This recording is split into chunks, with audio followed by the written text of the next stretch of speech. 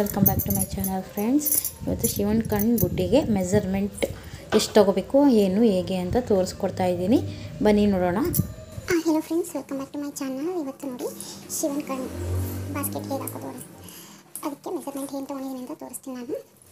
First ನಾನು total ಆಗಿ 27 wire ತೊಗೊಂಡಿದ್ದೀನಿ ಬೇಸ್ಗೋಸ್ಕರ.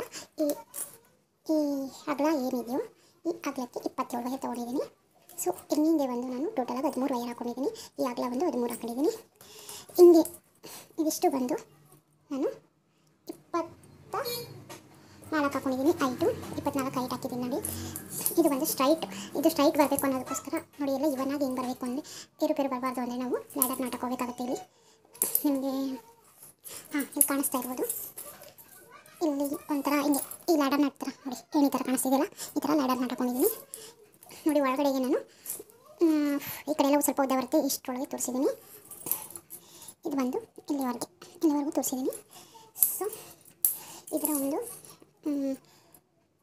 ಅಗಲ ಮತ್ತು ಇದ್ರ ಉದ್ದ ಬಂದು ನಾನು ಇದಕ್ಕೆ ಇನ್ನರ್ ವೈರ್ ಬಂದು ಟೋಟಲಾಗಿ 5 ವೈರ್ ತೊಗೊಂಡಿದ್ದೀನಿ. 4 ಅಡಿಯಲ್ಲಿ 5 ವೈರ್ ತೊಗೊಂಡಿದ್ದೀನಿ.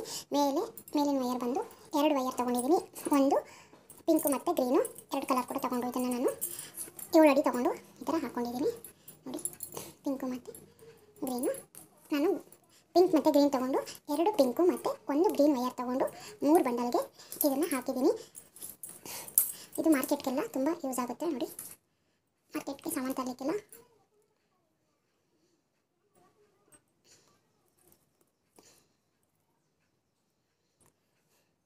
ನೋಡಿ ಎಷ್ಟು ಚೆನ್ನಾಗಿ ಕಾಣಿಸ್ತಿದೆ ಅಲ್ವಾ.